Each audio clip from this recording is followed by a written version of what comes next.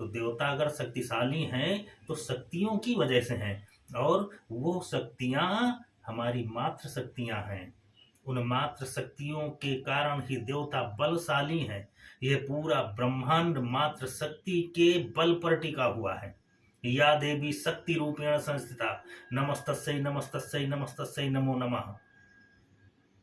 ये शक्ति के बल पर ही संसार चलता है, और शक्ति अगर क्षीण हो जाए तो संसार फिर रहेगा ही नहीं। और उस शक्ति का मूल आधार माता पार्वती है। माता पार्वती से ही सारी देवियां, सारी शक्तियां माता पार्वती से ही उत्पन्न होती हैं। और माता पार्वती का स्वरूप आप देखो तो कितना सौम्य है।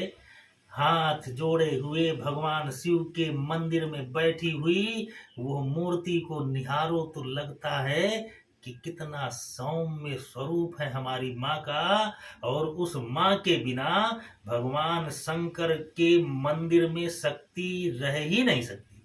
जितने भी संसार में शिव मंदिर हैं, उन मंदिरों में माता पार्वती की मूर्ति जरूर होगी। उसी से वो शिव मंदिर शक्तिशाली है। और जितने भी देवता हैं, उन देवताओं के साथ में उनकी शक्तियां जरूर होंगी। चाहे जिस देवता का मंदिर हो, उस मंदिर में उस देवता के साथ उसकी शक्ति जरूर होगी।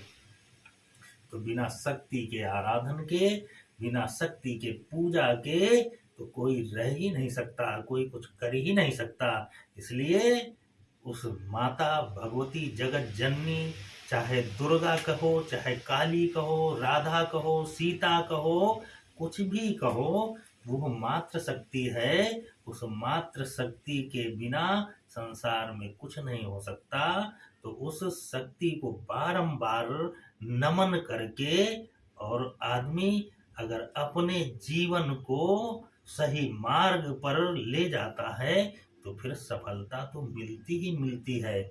बस उसके मन में, चित्त में माता भगवती के प्रति आस्था होनी चाहिए।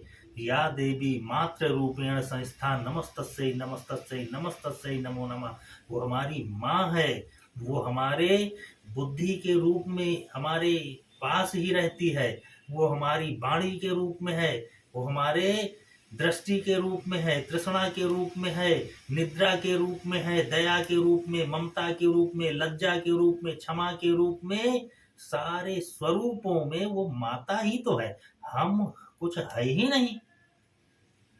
ये सब माँ का ही तो अंश है। माँ से ही तो ये शरीर प्राप्त हुआ है। माँ ने ही तो इसे अपने उदर में रख करके पाला, पोसा और पैदा करके हमें बड़ा किया है। तो उस माँ के बिना हम कहाँ रह सकते हैं। हमारे पास जो कुछ भी है, बुद्धि है, बल है, विवेक है, ये सब माँ के उदर से प्राप्त हुआ है हमको। तो एक तो जन्म देने वाली माँ है, और एक वो जो हमारी जन्म जन्मांतर की माँ है।